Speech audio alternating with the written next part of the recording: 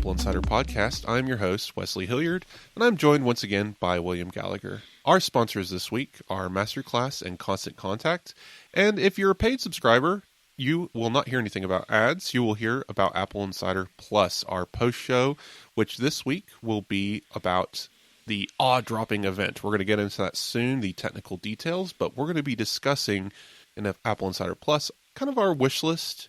This week it's going to be about the non-iPhone products, and next week being the last episode before the event, I know we're so close, we're going to be discussing the iPhone wish list specifically. So these next 2 weeks we're going to be talking about this whole ordeal. William, are you excited? Are you awe-dropped yet? Are you what's going on?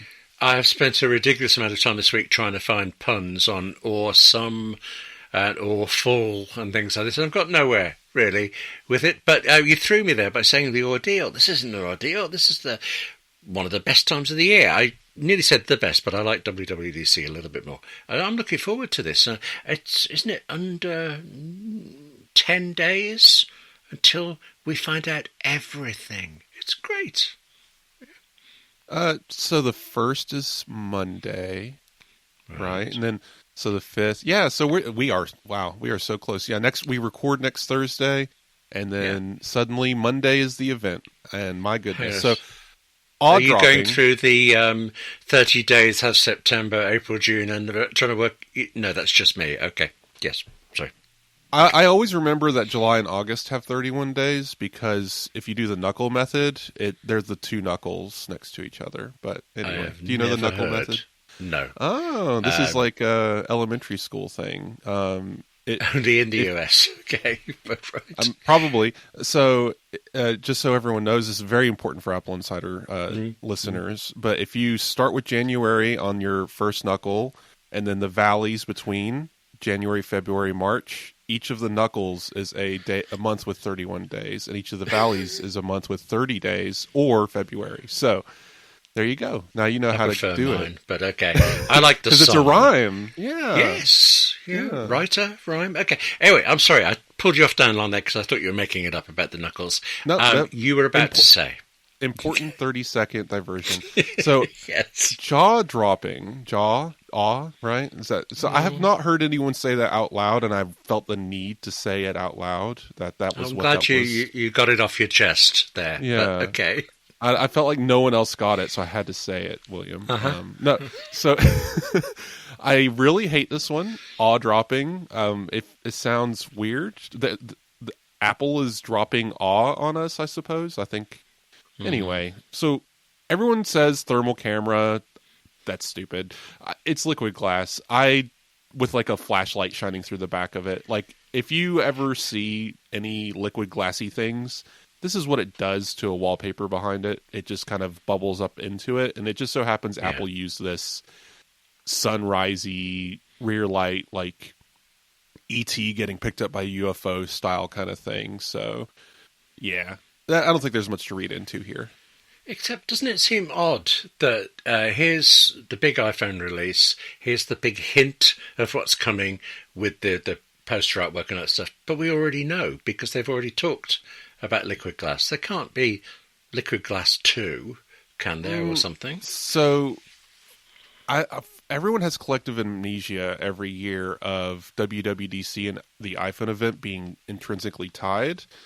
We get 80% of iOS 18 at WWDC, and then the last 10 to 20% at the iPhone event, because they always withhold something to announce and brag about for the iPhone. And sometimes it even comes to the older phones. It's just something they want to be able to share at the September event, because they're launching iOS on the same day or the same week anyway. Yeah. So it kind of gets tied to that. So I could see Apple parading liquid glass super heavily at this event, and there could be some very specific new thing to it. Maybe this is a reference to the 3D spatial scenes effect or something. I'm not sure.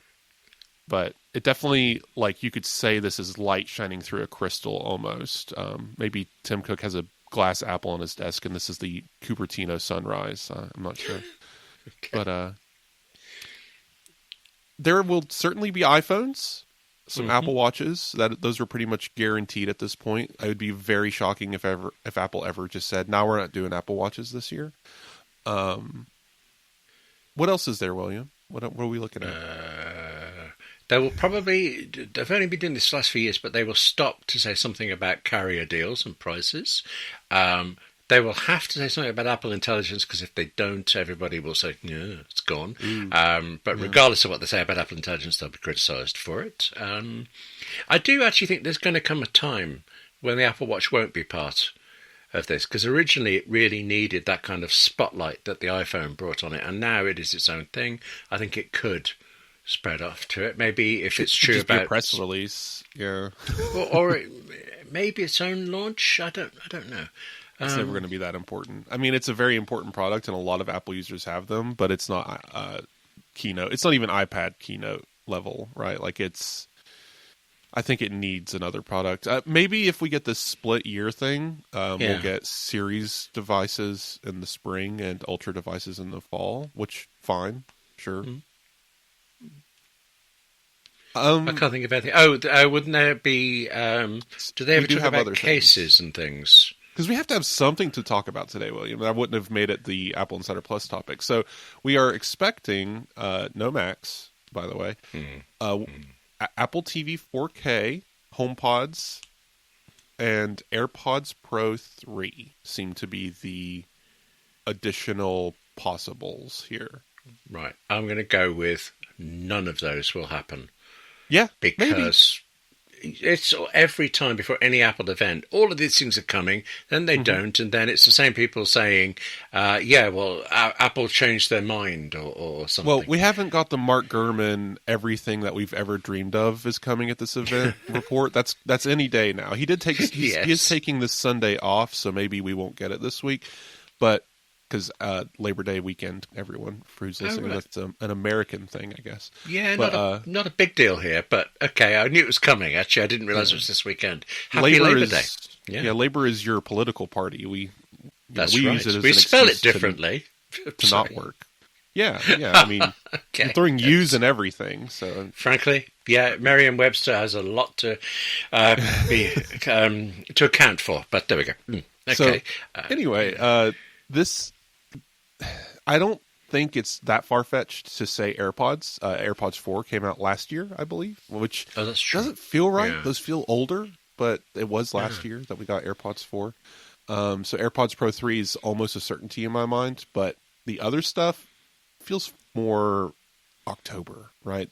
Apple TV and HomePods almost always are like alongside the Macs or like the week before the Mac event, there'll be a press release about those products. So, but they are near, and I'm very excited to spend money on an Apple TV. But we'll discuss more of that in the post show. Obviously, I think we're going to be focusing on Apple Watch and AirPods. But so AirPods Pro 3, I don't know what they're going to do. There's a lot of talk of health sensors, but I wanted to bring this up because it's important to understand. Right now, you can buy Beats with heart rate, right? Oh, right. But it's redundant.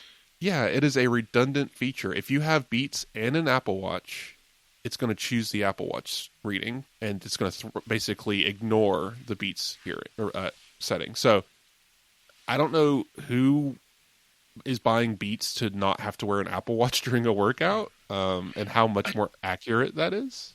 I do seem... I've read so many Apple Health patents, I may be mixing things up here, but there's something... I think with heart rates, where having two sources of information in some way, I don't really understand. That's what I was going to get to. So the Beats do not do that, but I would like to imagine that Apple knows, and this is an ecosystem advantage. I hope that they would want to promote the idea that having Apple Watch and AirPods would get you more accurate readings.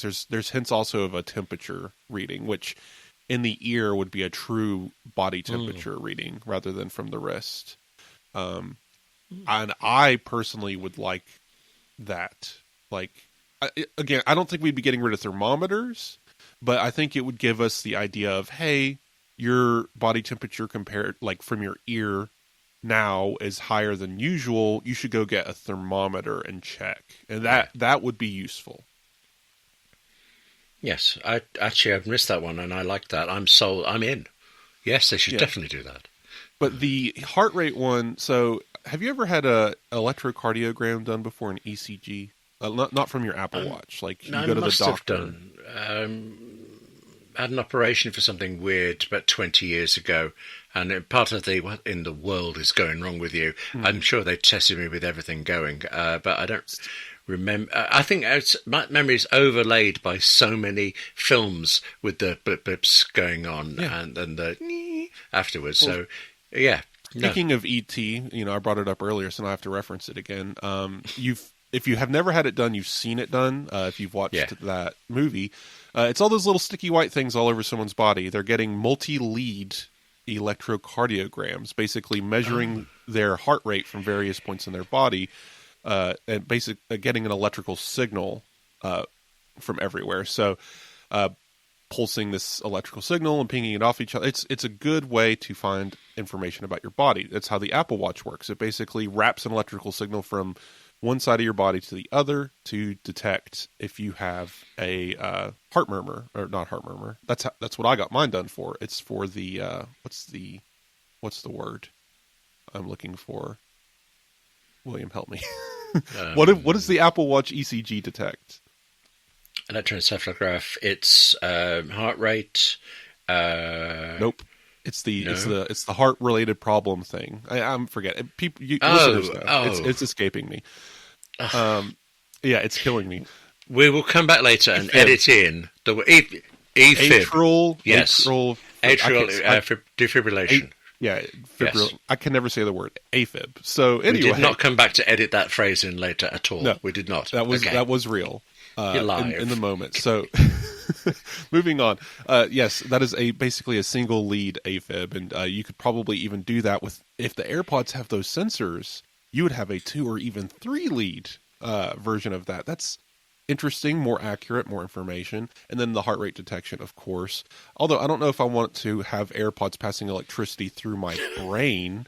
But so maybe not the AFib part here, but the heart rate from multiple points in your body does help Apple find more accurate readings, average it out, get better results. I think that would be very smart, and they should be doing that. Don't make it one or the other, because then what's the point, right? That's just an extra component that I'm not going to use because I always wear an Apple Watch. Yes, same here. Though I didn't realise that Beats could measure heart and yet not do it in combination. That doesn't seem worthful. Is that a word? It doesn't seem worth their trouble, really. But well, yeah. I suppose they're targeting. Beats is an everyone brand, so I don't know that it. See, this is where it gets weird.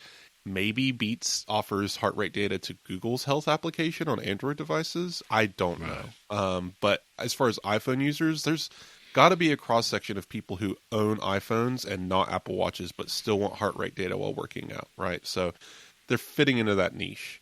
AirPods, I think, though, if you look back, we've discussed wearables before as Apple Insider Plus, and I know that because I made a master list, William. I'm excited about this.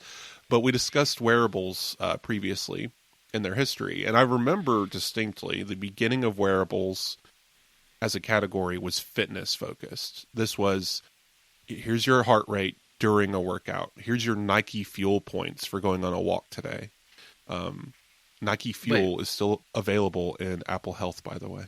Oh, right. I was sorry. I was thinking you meant Apple's own stuff, and was the first wearable of theirs worth speaking of just the Apple in general. Watch? Oh, right. Okay, because with Apple Watch, the first thing was fashion rather than exercise. Yeah, and a lot of gold. So, but there was the Pebbles, which weren't really fitness focused, and they were e-ink readers, and cool. But those were very nerdy watches. That was the calculator watch of wearables. The Fitbits and others that have existed since, mostly fitness, but Apple, I think, took a left turn, and I think they were smart too. And Tim Cook has brought this up before, that Apple wants to be this health company. They don't want to be doctors, they don't want to be hospitals, but they want to encourage people to always be tracking, always be measuring every aspect of their life in a way that helps them catch things. We just wrote a story about someone who got these alerts on their Apple Watch and it helped them find their cancer. Now, the Apple Watch did not detect cancer, but it saw an anomaly that they otherwise would not have noticed and was able to take action. And that's awesome. I think that is the primary use of these technologies. And if we start adding it to AirPods, if we have some, eye health can be really useful for determining a lot of problems in the human body. So if we're going to be wearing these glasses and Apple Vision Pros in the future regularly, maybe there will be a way for it to do eye health detection through various scans, because it's already in there scanning your eyeball anyway. So might as well check and see if there's a clot in there or whatever. So I like that Apple is dabbling in this, and I think they should do more. But how much will they do on September the 9th? Mm-hmm. Hearing aid stuff. So if AirPods Pro 3, we're still talking about AirPods Pro 3. So AirPods Pro 3, I think will be even better hearing aids with more ear tip options. That's my assumption. I'm truly impressed, and not to say a little surprised, that Apple put the hearing facility into AirPods Pro 2. We'd already had it, it's already out. Here's a big extra thing. I would have imagined anybody would save it for the next release as the reason to upgrade. But I finally did the ear hearing test. It's extremely easy and very well done, and as it turns out, quite encouraging. But, how do you top it? I don't know. You said different tips. I've never had a problem with tips, but I do know people who've struggled with them. So it's like needing a half shoe size. Some of them just don't quite fit. Right. Yeah. And of course, third-party manufacturers make them. But we're delving into AppleInsider Plus territory. We've gone a little off track. So let's get to the Apple Watch Ultra 3. So this guy might tempt me this year, William. Apple Watch Ultra 3. Mm-hmm. So I might have been more excited before, but now... the thing for me was it was the bigger screen size and the great battery, and then Apple Watch Series, I'm getting mixed up, Series 10 came out with a pixel bigger screen. I've kind of lost interest in the Ultra. This is tricky. I'm with you, because last year, if everyone remembers, I was banging the drum of if Apple Watch Ultra 3 comes out and it's available in black, I'm going to buy one. But it turns out it was the Ultra 2, and that was dumb. I wasn't going to buy last year's watch. And you're right. The Series 10, beautiful. Like, it's a very good evolution of the Apple Watch design. It is huge on the wrist. I think, basically, we are very close, if not already past it, the peak of Apple Watch, without a full, complete rethink, right? Without it completely changing, we are where it's going to be. Maybe a smidge thinner, but this is just what it's going to look like. You can't make the screen any bigger or wrap around anymore. It is there. So I don't know what they're going to do. Series 11 is, I guarantee you, going to be a Series 10 with just some chipset updates. I hope we see some new health stuff. There's rumors about blood pressure, which is a weird thing to get from the wrist. I don't know how that works, because it is a different method from constricting the blood vessels using a cuff, right? So everything on the Apple Watch is done with light, right? So we'll see. But the Ultra 3, though, I think is going to be more interesting this year, because it is the deviation from the base. We had a couple of years, obviously, of the Ultra original and the Ultra 2 being the same model with a new chip, basically. Ultra 3 should hopefully take what they learned from those models, keep the ruggedness, but maybe thin it out a little bit, make it a little lighter, but keep that 50-foot depth diving, expand it if you want to, add some more fancy measurements. But I have a feeling that this is the year the Ultra 3 is going to take 2 steps forward, and the Apple Watch Series 11 is going to take a half step forward. And I think that's clear in how Apple markets these devices. That makes sense. Well, disappointingly makes sense, because I'm secretly sitting here hoping for a 10th anniversary Apple Watch redesign. But maybe they'll mark the anniversary with the fantastic, in some way, Ultra 3. Is that enough to tempt me to buy it? This is what I was getting back to. Maybe there'll be 2 sizes of Ultra. This is going to be a weird product category, I think, going forward, because it started out as adventurer, but Apple started out the Apple Watch as ultra luxe fashion, right? And then they backed off into because there's 3 categories. Just to remind everyone, the original Apple Watch had the Sport, the Apple Watch, and the Edition. So, and they kind of tried to hang on to that for a while with their titanium versions and stuff like that, but eventually it just delved into, there's either the Apple Watch or the one made of stainless steel or the one made of titanium. And there were just different options. I think we could see Ultra getting into that kind of space. They realized maybe they overpushed the you're climbing a mountain or diving under the ocean aspect a little too hard, because most of the people I see wearing Apple Watch Ultras work at a desk and golf, right? Same. So I think Apple can still embrace that part of it, because who is that watch company that makes those rugged watches that everyone buys? It's not Rolex. That starts with an R. It is Rolex.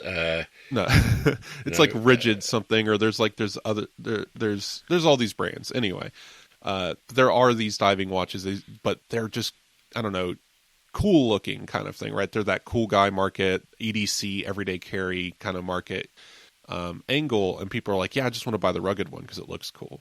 And I think that if Apple could lean into the everyday carry groups, those kinds of people, and maybe offer 2 sizes, I think it would just be a pro, like Apple Watch Pro situation, and I think that's fine. It does need to get a little. This display, I think, should get bigger. I'm just saying the case, the footprint should be a little smaller, and I think overall they could pull something off here. And because of it being a bit of a bigger, heavier watch, they have more space for more sensors, and I think this is going to be the test bed for new medical stuff. Maybe this is where the blood pressure detection goes, and not in the Series device. We'll see. But you still think Apple Watch Ultra will be multiple hundreds of pounds or dollars, more than the rest of them. So, well, the watch I'm wearing right now is the Series 10 titanium, and it costs, I think, $100 less than the Ultra 2. So, oh right, that's much narrower. Okay. I'm on the cheapest Apple Watch Series 10. I love. I can't remember. I don't. I want the sapphire glass because I don't want to break. Like I've never been in danger of breaking the glass, but I definitely have scratched it. And this one is pristine. The sapphire is untouched. So I have never once scratched any Apple Watch I own. Like dings, you know what I mean? Like it's not like nothing. I'm like ramming it into the wall, but like it's. I've noticed. I'm just obviously perfectly balanced, spatial awareness or something. Because seriously, nothing. Ever with a watch. Tomorrow, now I've said this. No, not intentionally, but tomorrow I'm going to walk into a wall by accident or something, and then I'll never tell you if I do. Okay, let's leave it at that. Yeah. This episode is brought to you by Masterclass. Whatever field you work in, and actually I think more importantly, whatever field you want to work in, Masterclass has the most exceptional people teaching you what you need to know. I mean, I'm a writer. I can only imagine how much I would learn from, say, Aaron Sorkin. That's if I could afford him. That's if he even does any teaching. That's if I could just get in touch with the man. Masterclass got in touch with the man. So he does this class for me. And yet, one click to the left, well, there's Gordon Ramsay teaching you cooking. Bill Nye is on technology, science, and problem solving. And actually, speaking of problem solving, click to the right, and there's an FBI special agent who is the man that developed criminal profiling. It's like they are with you. I mean, these must be videos watched by thousands, surely, but it feels like they are solely for you. Just you being taught by someone you admire, someone you would like to be. Writers, artists, sports people, chefs, scientists, actors. There are over 200 people teaching you what you need to know. And you get the lot for $10 a month. $10 a month. In any other way, $10 would not get you a single second with these people. They are so busy. But instead, you get hours and hours with them. I think you've gathered I like this. Right now, our listeners get an additional 15% of any annual membership at masterclass.com/AppleInsider15. That's 15% off at masterclass.com/AppleInsider15. So masterclass.com/AppleInsider15, and it's the digit 1, the digit 5. And thank you to Masterclass for supporting the Apple Insider podcast. Well, so anyway, so Apple Watches, I think people have kind of shrugged them off because they are very mature. There's not much you can do. But I'm personally thinking that the Ultra 3 could be a bit of a surprise. And we've heard almost nothing about this device. The whole supply chain leaks have been focused on the iPhone. And so I think the reason why I've went backwards into this is we have a lot to talk about the iPhone 17 today. So let's wiggle over there. Anything else on the Apple event before we get there? I'm curious to know how long it'll be. I know that's a silly thing to do, but I feel like 4 hours. The last couple of times they've been racing through it, where when it was a live presentation they were much slower.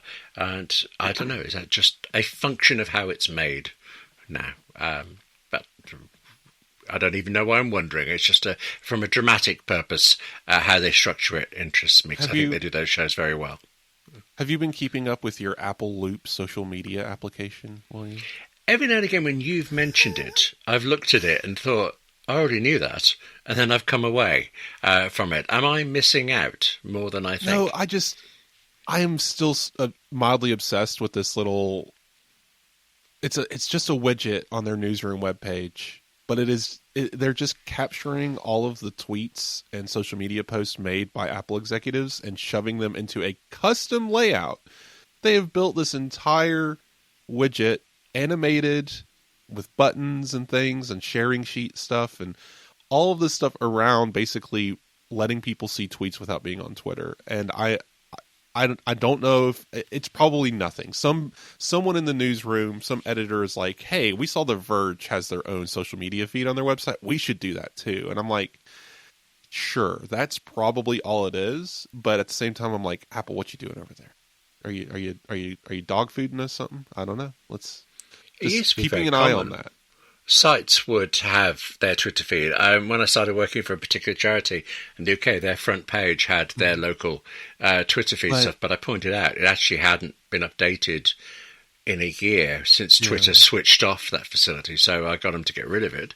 But this isn't Twitter. This is a custom. This isn't even like, maybe on the back end they're doing some weird pulling the post or RSS feeding it, or like, maybe they're auto posting from their Twitter feed to this thing using some CSS layout, whatever.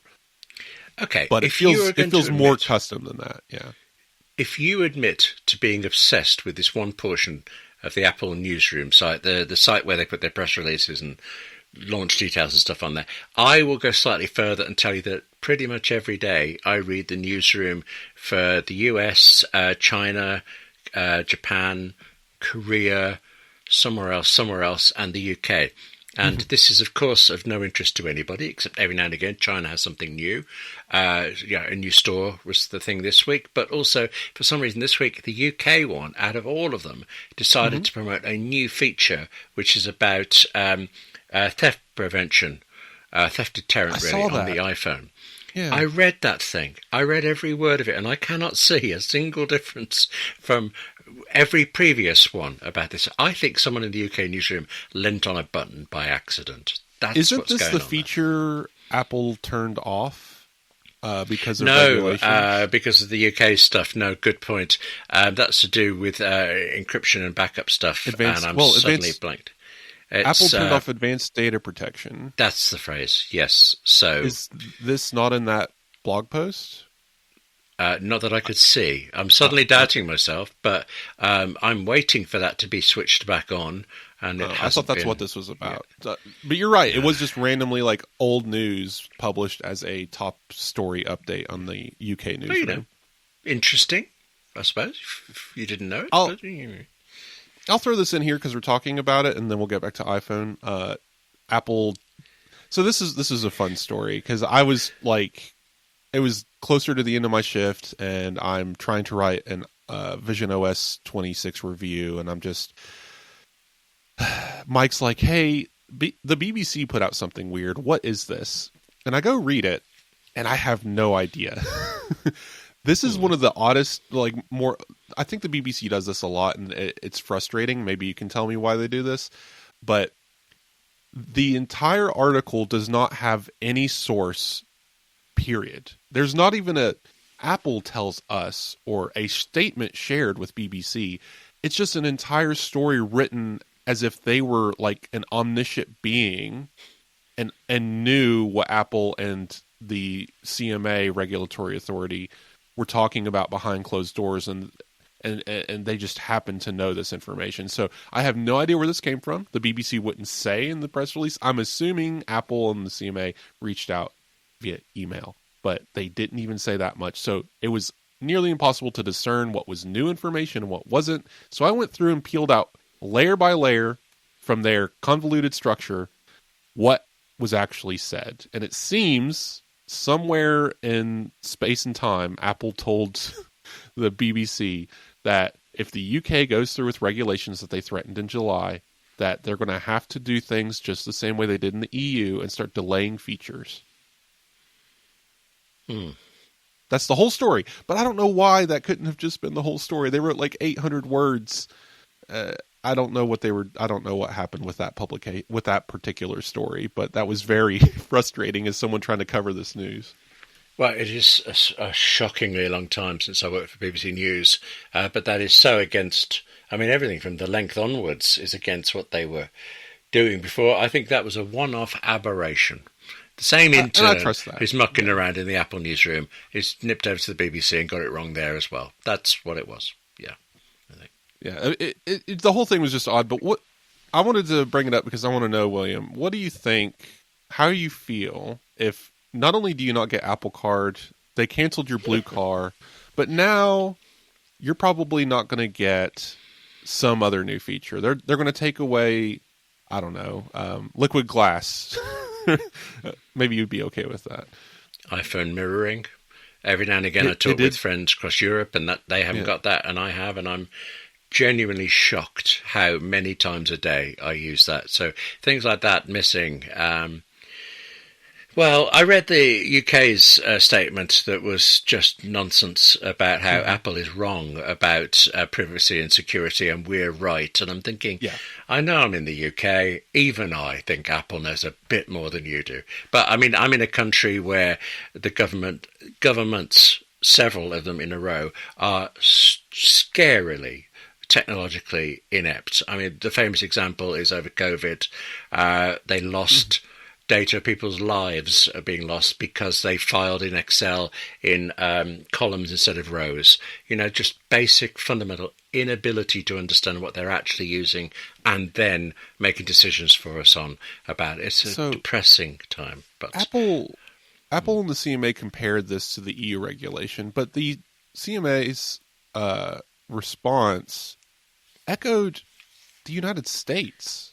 Oh? Funny enough, did you catch that parallel? I didn't pick up on that. No, because so the Department of Justice in the United States sued Apple for antitrust, and they had 5 bullet points. 2 of them was opening up the wallet, and also anti-steering practices, which have basically already been in place for a while. I can't remember these things. There's so many letters involved too. I can tell you though that basically the UK is copying Europe, but avoiding saying so. Smart widgets, really? I missed that completely. Smart watches. Sorry. So the United States, that was like some of their big tentpole things as well in their regulations. So it's funny that basically the UK was like, "Yeah, us too. We'll just sue for this." And Apple said, "Did you see what happened to the EU?" So opening up the wallet, opening up to third-party smartwatches, it does echo a lot of all of these lawsuits, and Apple's right. Like I agree with the idea that they don't know what they're doing, and they're asking Apple to give up proprietary access to their operating system that they otherwise would have given up if given enough time. Apple generally opens up features with APIs when they're ready. It's just generally it dog foods it first, then it releases it through public beta, then it releases it exclusively through Apple APIs that it only has access to, and within a couple of years, generally, it releases it as public APIs third-party developers can access. But that timeline seems to be too long for a lot of these regulators. I think in a lot of cases regulators want to be seen to be doing something, and that's more important than actually doing. Well, there's a lot of people in the UK saying, hey, we shouldn't have, Brexited or whatever. And see over there, the EU's doing cool stuff. They got us emulators. You guys should be doing that too. So they were like, yeah, sure, we'll just do that too. And that's basically got to tell you, there are bigger reasons why Brexit was a problem. I lost a considerable amount of income instantly when that happened, for example. And more importantly, areas of the UK have really suffered for it. So I don't want to trivialize that, but it is different, yes. So I wanted to point out quickly, because we have a few leaks to get through, and then we can close up with some AI stuff today. But camera control isn't going away. So I believe the original rumor was from like a Weibo Instant Digital, and then this one is the OVO, which is actually just a face. That's how you write a kind of a face. There's so many faces you can make with letters. Yeah. So this character leaked that actually no, they're just changing the camera control design. So I'm on that side of things. Camera control isn't going away. They didn't introduce it just to cut it. That would be silly. But that's really all there is to that one. Although, hang on, you say that, and actually I agree with you, but we have this repeated report that titanium is going away, and only 2 years ago, that was the big thing, the perfect material, and now forgotten. Incorrect. William, let me take you back to a long time ago. The year was 2024, and we were having the same discussion about the iPhone 16, abandoning titanium for aluminum. Do you remember what that ended up being? I don't even remember that discussion. I'm feeling really old now. Suddenly, that's gone from my mind. I'm pretty sure. I'm just fully. No, you're being nice now. I think you're right, and I'm wrong. None of this ever happened. This is actually the Matrix. So, Apple has been rumored to be ditching titanium a few times since they introduced it. The problem is we're back to the elephant, and we're describing it wearing a blindfold, and someone's filling the foot and someone's filling the trunk, and they're describing two different animals. This, I believe, was a rumor before, maybe not last year, but it was a previous rumor at some point suggesting Apple was going to switch to aluminum or something. What ended up happening was the mid layer in the phone that basically houses all of these circuitry and components, it is the backbone of the device, is an aluminum alloy, and has been and will be. And for whatever reason, that seems to always lead to Apple's getting rid of titanium, when the frame that goes around this backbone is still titanium. It's always been a titanium alloy, by the way. I mean, Apple's not using pure titanium on their phones, but I'm pretty sure it's a titanium aluminum alloy anyway. Cool. I don't believe it. If they go to aluminum, it just doesn't make sense in any aspect. It's not like, I know it's a rare earth metal, but we're not running out. It's not like the price has gone up significantly for that material particular. It doesn't. There's just no bearing for them getting rid of it. Why would they get rid of it? Unless they've diamond plated it or something. I don't know. Like they're going fully to carbon fiber. I don't know, but it doesn't make sense. So I'm just going to go ahead and say no until if it happens, it happens. Great, I'm wrong, but it just doesn't sound right. And you don't think there's a possibility that, in fact, they've just come to their senses and are calling it aluminium? I mean, depends on how many British people still work at the advertising department. That's true. Yes. Didn't we get a Johnny Ive for one video, and then they never did that again? There was just a British guy. Yeah, it was the year after Johnny Ive left, and they had a British guy do a video voiceover, very similar to a Johnny Ive, but it was just not him. And they immediately never did that again. Well, I'm available if they want different pronunciation. Oh, that would be fun. Yeah, let's get you over there. Of course, I think then you would have to stop doing this podcast, and that would be sad. This episode is brought to you by Constant Contact. I started my own little business. I'm a freelance writer who works for AppleInsider, but also the Writers Guild of Great Britain and more. I started it because I wanted to get to do this, to do the types of work I most enjoy. I didn't start it because I wanted to build mailing lists, run social media ad campaigns, or all right, this is a separate issue, but there you go. Handle all of the finances. I am actually better at the finances now, but what I would have liked most when I started back in the 1990s is Constant Contact. It's your marketing team. It's definitely your team. You're in charge and you decide what you want done, but they are then a one-stop shop that handles all of your now so very essential marketing needs. Constant Contact is a huge company, has over 500,000 customers, and it certainly offers just a really comprehensive range of features, yet it feels as if it's just for you, just working for you. For instance, I'd only signed up for the free trial to have a look around when, I'm going to call him my marketing man. My marketing man at Constant Contact phoned me up. I admit, all right, I thought, oh yeah, this is going to be a hard sales call or something. But, of course he did promote certain constant contact features, but he also wanted to steer me away from some, because we talked about what I needed now, and he was suggesting, well, this feature or that, something I might well benefit from later, but for this moment, I should probably start off looking at these ones. It was as if I had employed him to figure out what I needed. Plus, speaking of what I need, that one-stop shop idea, that all-in-one platform, it just means you have one single place to go to create marketing emails, text, social media posts, events, landing pages, all of it in one place. No more juggling dozens of different tools. Find out for yourself.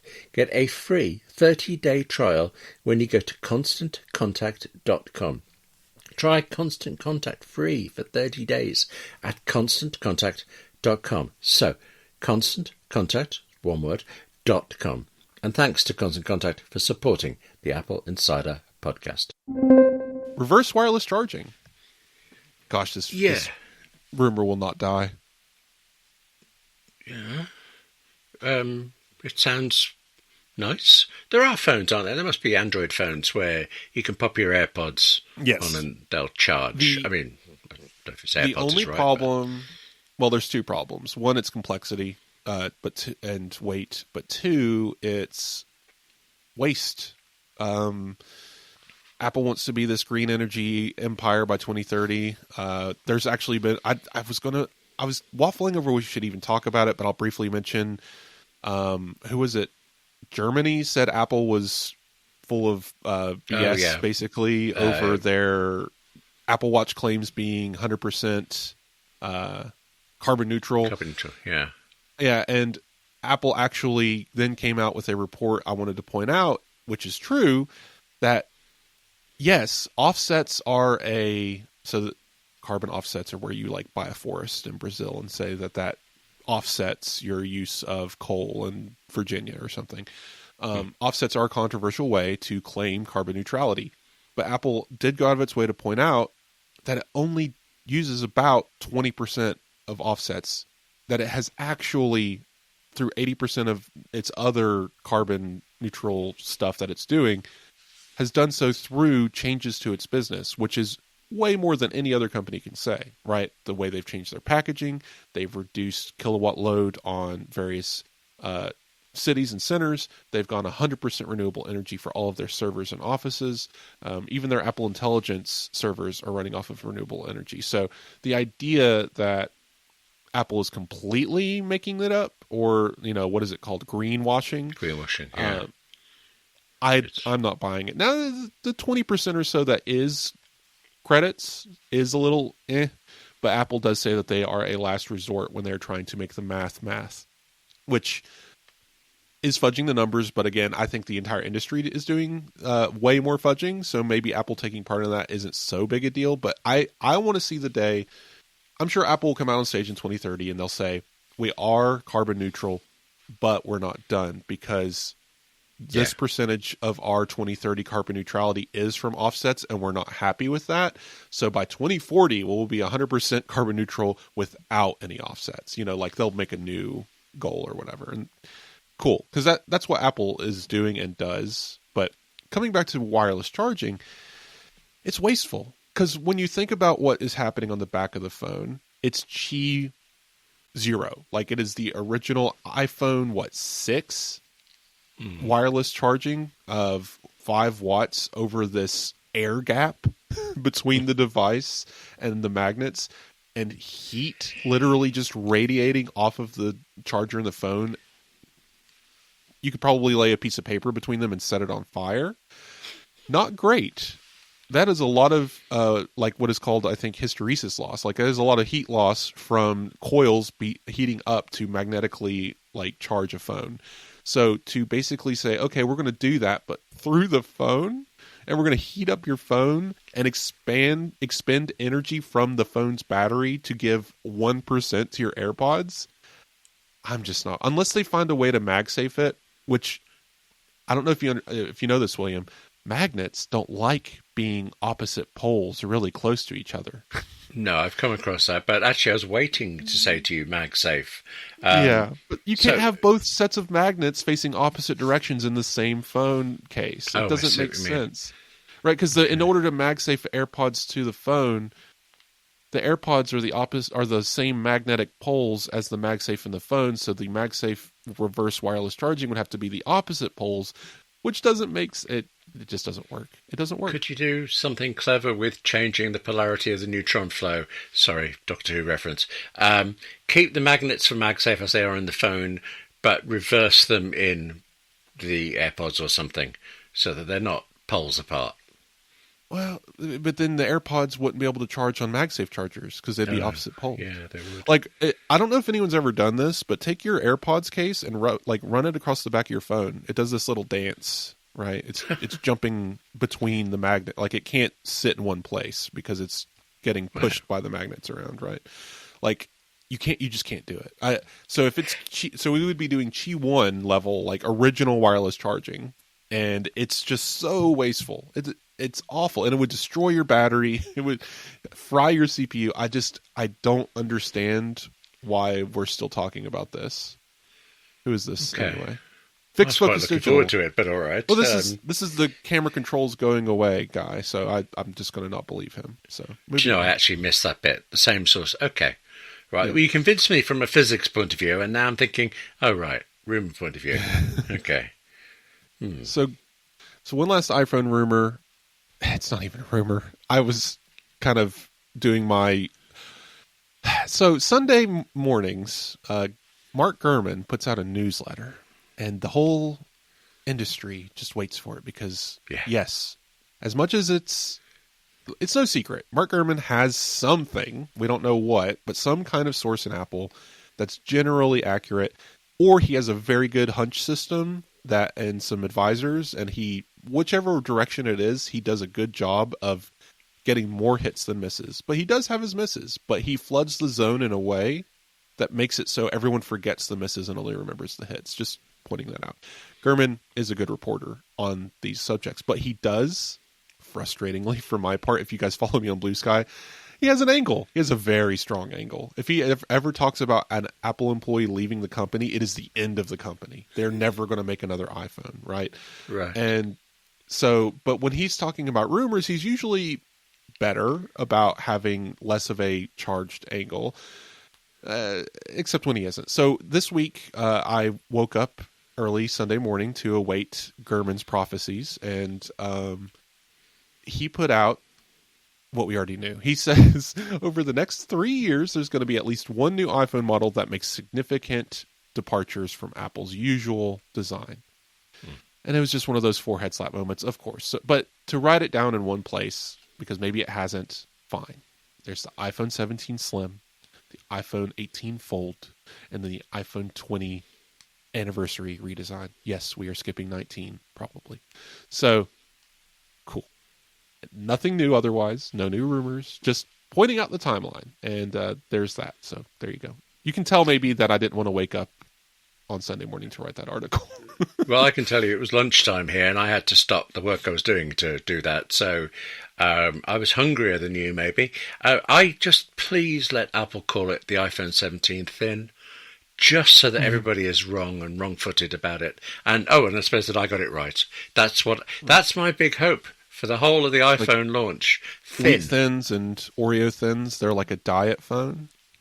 There you go. You see, it makes sense. All right, I didn't realize any of that. I do want to point out, just because I'm picking on Mark Gurman, I like his reporting. Like, I like that he has so much information, but I just do not like his angling. His angling is always what kills me inside. I'm just like, you're so close. But that is not, like, it gets the clicks. The headlines that are like, it's like, iPhone so bad, Apple need new design over the next 3 years to fix it. Kind of like, that's usually like, it's just like, no, it's one of the best selling smartphones on earth. Like, this whole Apple doesn't have innovation anymore. Anyway, point out 3 innovative things Google has done in the last 5 years that everyone else isn't already doing. But anyway, moving on. I do like Mark Gurman's reporting. I just like picking on his angling. But the state of AI. William, I have a little bit to say about AI. Surprise. Okay. I'd like to throw in that I think people are coming around to your point of view on this. I think I'm seeing more people fed up with the brilliance of AI. And all the stuff we talked about in the past about perplexity, basically lying, I suppose, allegedly lying, let's call it that way for legal purposes, about their ethical stance, and now they're saying we're all fools for wanting ethical stances. I actually had to go back to Perplexity to try something this week, and it was so wrong. So immediately, obviously wrong. And I'm thinking, if you're going to be an evil empire, can you not at least be good at it or something? And then I went to ChatGPT, and ChatGPT wasn't a lot better. I think souring on all of this stuff. So is the AI bubble over, or am I just a grumpy man today? So this is tricky. If you've been paying attention to how the news covers AI, it took an overnight shift, and I might have mentioned this last week, or maybe I mentioned I might be crossing wires. But to reiterate, headlines from general publications, I'm not talking about AppleInsider. I'm talking more like Wall Street Journal.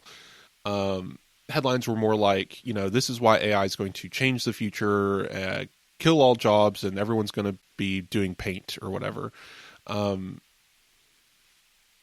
That shifted dramatically, seemingly overnight, to we're in an AI bubble. The entire U.S. economy is propped up by billionaires spending money on fantastical projects that'll never happen.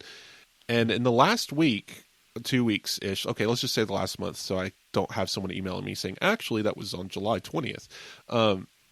Look, in the last short term, we've seen ChatGPT 5 be an abject failure to the point that they had to remove it and move us back to 4.0 for so many reasons, Blueberry being one of them. How many B's are in Blueberry?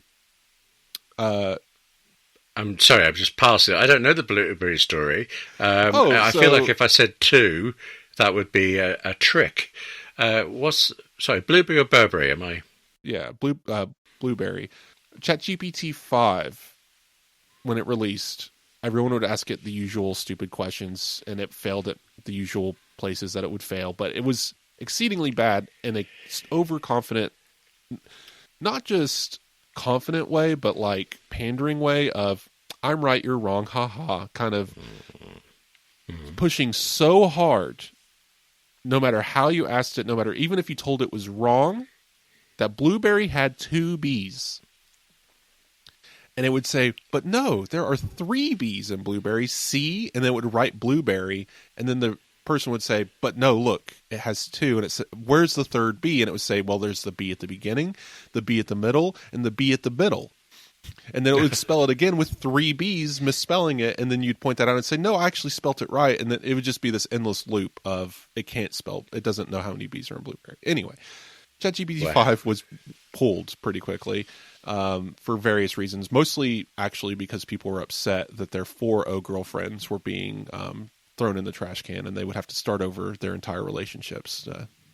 Not going to get into that. Okay. But so just processing that. Yeah. So ChatGPT 5 was basically just awful. Then we have Alexa Plus getting to more people, especially reviewers, all calling it basically hot garbage. It's interesting when it works, and when it doesn't work, it's frustrating and it can't get through the basic things Alexa used to be able to do. Like, you tell it to control your home, it's instantaneous, and then randomly it's having a discussion with you about how lights work instead of turning your light on. So like, it's just this exercise in frustration of like, yeah, this AI backend kind of works. It's fast when it wants to be fast, but I don't want to have a conversation with my speaker every time I want to turn the air conditioning on, right? So that was just an example of absolute, like, it was just terrible. Because, like, you know, a few months ago, Amazon's announcing this, and everyone's like, look how behind Apple is, and here we are. It can't do the basic things.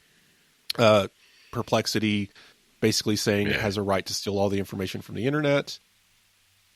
And then Google Pixel event basically going by, and they're like, yeah, we have data detectors for messages and the ability to tell you to pick your camera up while taking a photo. Like, I'll grant them the voice translation thing was cool, but that was like the only like wow moment in that entire presentation. Everyone's talking about Magic Q and how far ahead it is at Apple at everything, and I'm just like, it's literally autocorrect. We're still talking about autocorrect, William. It's wild. But that's where we are with AI, and then we still have people over here praising all these companies being so amazing and so perfect. And then there's Apple, and everyone's like, wow, look how terrible they are. And Meta, and I'm waiting for my expose from Gurman on this. I don't think we're going to get it, because the headlines just don't get the clicks that the Apple ones do. Sorry to say. But Meta had a hiring freeze, and now they're having people quit. Oh, right. Not the same people they poached from Apple, are they? So I've been watching. So far, only people from OpenAI, and I believe one of them was from Google, have left the company. But I want to remind everyone, 6 people have left Apple for Meta's pay packages. 3 have now left Meta because they're bored.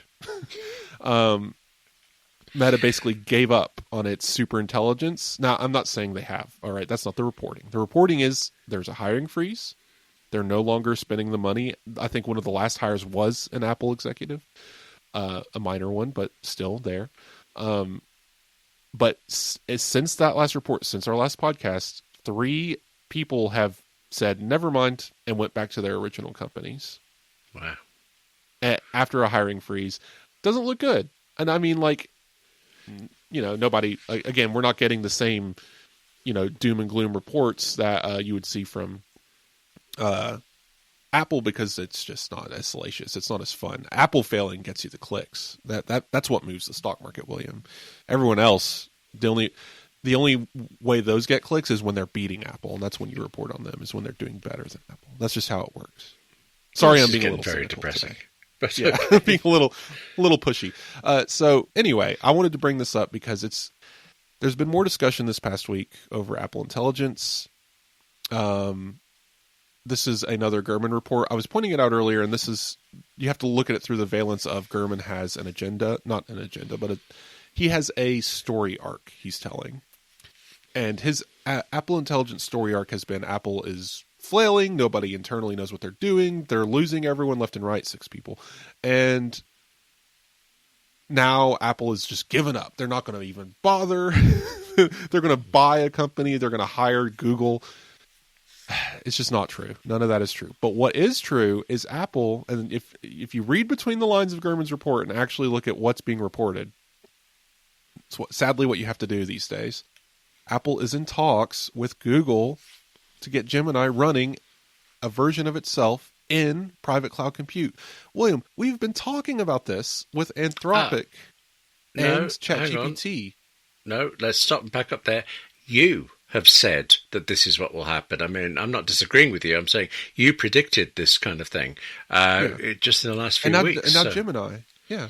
And see, this is what's interesting, because even Bloomberg's report contradicts itself. If you read every word of it, the 1,000 words that he wrote about this single sentence report. At the front, at the headline, the lead, the first paragraph is Apple is giving up and making Gemini the backend for Siri, which is not true, by the way. I don't believe that for a second. But if you keep reading, somewhere in the middle, it says Apple is in talks with Google to get Gemini running on private cloud compute servers. That is the story. But somehow that translates into backend of Siri, which is not the case. Private cloud compute is not the backend of anything. It is a server that can be contacted by Apple Intelligence if it needs to. Right? So right now, the only thing in private cloud compute is Apple Intelligence. It's just a bigger model that won't run on the phone, that can do things faster and more efficiently. But the fact that we've heard the same report from Bloomberg, and even though it's incorrect, but reading between the lines, we've heard the same report from Bloomberg about Anthropic, ChatGPT, and now Gemini. It leads me to believe that this is actually happening. Apple is working on getting all of these, or at least one, if not all, of these chat systems, these AI systems, built for private cloud compute so they can run them privately and securely in their servers off of renewable energy for Apple users. That is exciting. But to bring it full circle, and this is the information, so if you guys don't know, the information is one of those grain of salt kind of things. They do get their information, but even worse than Gurman, even worse than a lot of these things, they really go for they're interpreting it, right? This is, I forget who else used to do this. Maybe not Gene Muster, but there's a few of these types of reporters, these publications that they would get information and not even report the information, but they would report their version of the information. And so this is one of those internal leaks at Apple that says that Craig Federighi and Eddie Q are having a tiff. Okay. And if you bounce this off of Bloomberg, which Bloomberg uses the phrase bake off, which I find hilarious. But whatever the case, I don't think it's a bake-off. I don't even think it's a tiff. I think that this is true because, again, I don't think they're just lying. I don't think this is made up. I do think Eddie Q and Craig Federighi have differing opinions on what should be done and what priorities they should have. But I think the goals are what's being lost in the conversation because people are hearing what they want to hear and they are hearing Apple is doomed and they're flailing and nobody knows what to do. But again, this report backs up what I've been saying. So according to this report, Eddie Q wants to buy out someone or work with third parties, and Craig Federighi is the one who's pushing Apple Intelligence as a backend. I think both are true. I think that Eddie Q and Craig Federighi cannot agree on which should be done first. That is the biggest difference here. Or like which should be prioritized, or, I think that is the argument, if there is an argument at all, and maybe that is the bake-off of, okay, which system can be ready first? Because they are mutually exclusive. They can be released at separate times. You do not need a Siri backend run by Apple Intelligence to get Gemini and private cloud compute. They can be separate entities released at different moments, which I do believe they will be released separately. I don't think this is one event. This is across a year kind of thing. From the indications of Apple internally and externally and what they said, I think the first thing we're going to get is Craig Federighi's Apple Intelligence running Siri's backend. And then we'll probably hear an announcement of partnerships with third parties and maybe even get the first one and then get a couple more as the year goes on. Acquisition-wise, this is, I think, the crux of this argument.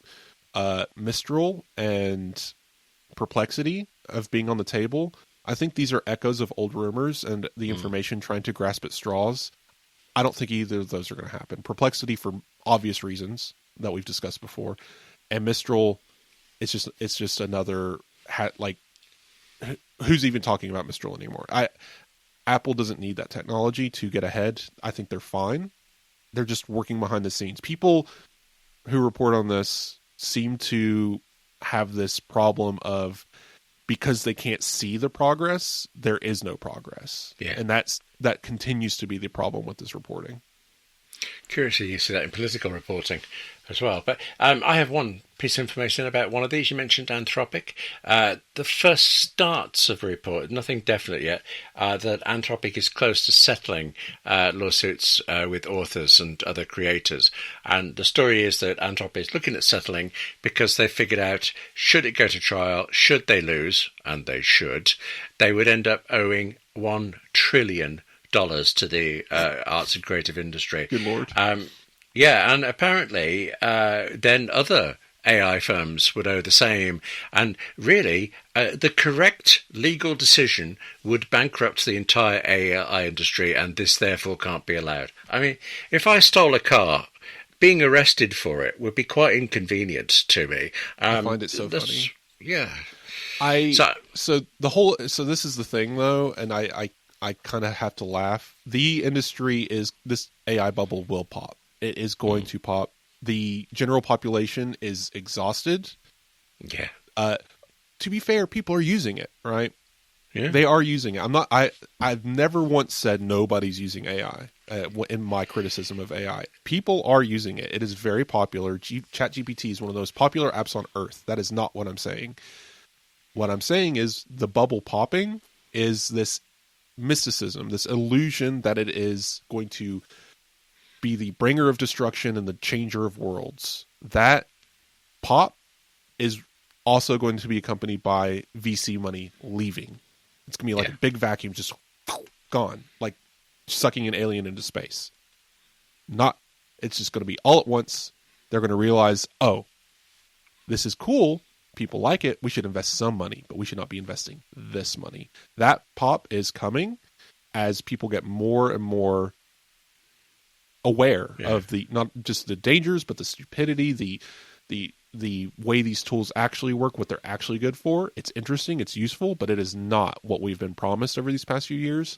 And that capital is about to just vaporize. And I think they're going to lean on the people who lose the money, the Anthropics of the world, are going to say, well, it's actually regulatory pressure that killed us. They're not going to say it was anything to do with AI. And I think that's why we're seeing more of these reports come out. They're like, you're going to kill it all. No, you're killing it because you overpromised, underdelivered, and never could deliver because you were promising a fiction. So how long do you think I've got to release William LLM and cash in on some venture capitalists? I've been talking to it the whole time, haven't I? Yeah. Wouldn't that be funny? We're just AI. We're actually the AI podcast, right? That's true. Oh, goodness. I never made that connection. Yeah, AppleInsider, the AI podcast. Oh, am I slow or don't answer that? Okay, right. So wrapping up, because we got to get to Apple Insider Plus. I did want to point out, last thing on AI, Apple is being challenged by people like, well, if you're doing this climate thing, 2030 goal, what about AI? It's pretty bad for everything, right? Well, no, because looking at what they're doing is they're saying, actually, we're running it all on renewable energy in our own servers. And the users who are going to access, sure, they could go and download ChatGPT app or Gemini app or whatever and access it through Google's and OpenAI servers. But Apple doesn't have anything to do with that. We're giving our users access to those products through our renewable energy, and that counts towards our 2030 goal. What Google and OpenAI are doing with their servers has nothing to do with it. So I think that's a very smart observation. I think this came from an Apple environment report for 2025, which covers the 2024 year. They're actually ahead of schedule on a lot of their goals. So all very interesting stuff. And no controversy corner this week, just more AI nonsense.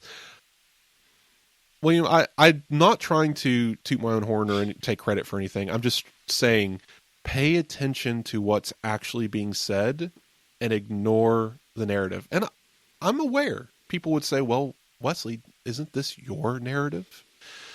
That got a bit meta. Yes. Okay. Yeah. But I don't, we'll see what proves out, I guess. We'll see what proves out in the end. I am going off of how Apple has behaved before.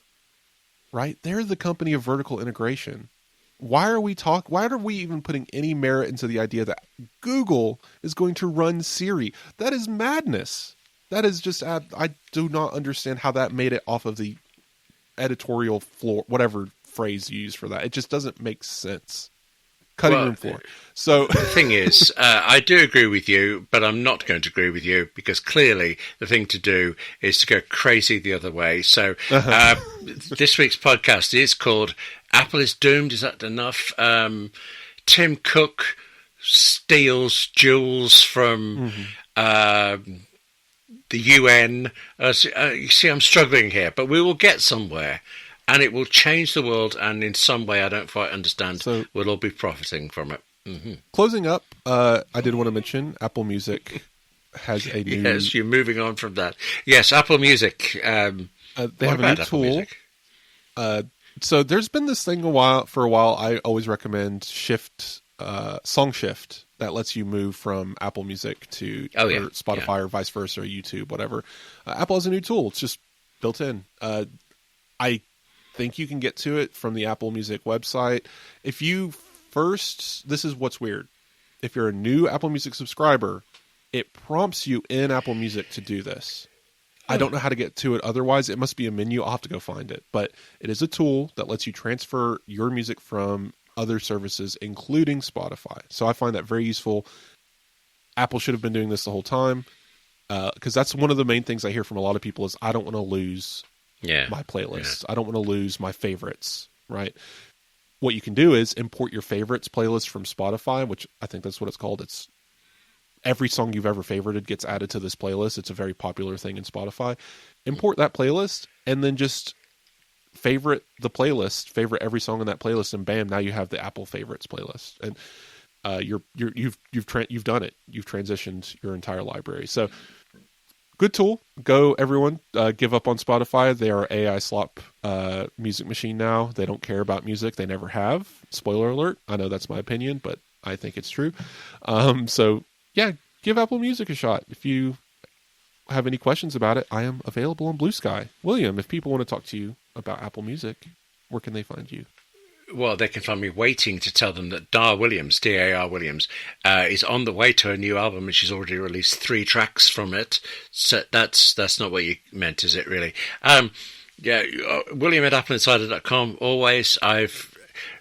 Very pro Apple Music. I just don't think I have enough experience with Spotify, so it's a company I don't like rather than the thing. So maybe I can't tell you anything about transferring between the two or what the two services do and don't have. But Dar Williams, Talita Tickram's doing the same thing. She has a new album on the way too. Exciting times. And of course, Bruce Springsteen just released 7 albums in one go. I'm only 4 tracks into the 83 that are available, but that's filling my days. While I listen, you can email me on william@appleinsider.com or catch me on YouTube at 58 Keys. Now, whereabouts are you lurking? Because your blog is becoming interesting, isn't it? Well, I need to write more, just frankly.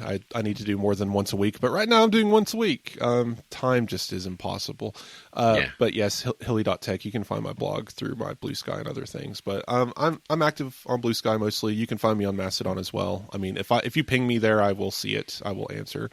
I did have someone reach out on Blue Sky, RN Doug, saying that they love the podcast, so thank you for that. Yeah. No podcast reviews this week. So if you want to have your podcast review read on the show, please leave a review. Any star, I don't care. I'd like 5 stars, but you can leave whatever review you want. I will read it here. And yeah, just reaching out via email is also possible. I don't have it in front of me, but someone asked me about when we should expect the M6 MacBook Pro, because they're excited about the redesign in OLED. And, we're looking at late 26, early 27. So, I mean, if you need a MacBook now, buy one. Don't wait on rumors, but that's always my advice. But I'm sure everyone is excited for those. Yeah, but yep, that's it for the show this week. If you want to listen to more, we will jabber on in Apple Insider Plus about Apple Awe. Jabberjaw Apple Awe dropping. Oh, I finally got it. I've got the joke. It's Apple or something else. That's what it is. I finally got there. Taking me an hour. But, all right, I'm happy with it. All right, fine. Okay. So the Awe dropping event, we're going to be talking about what we can expect outside of iPhone next week is iPhone. Subscribe on Patreon or Apple Podcasts to listen to that. Of course, I'd like to thank our sponsors, Masterclass and Constant Contact. And we'll talk next week.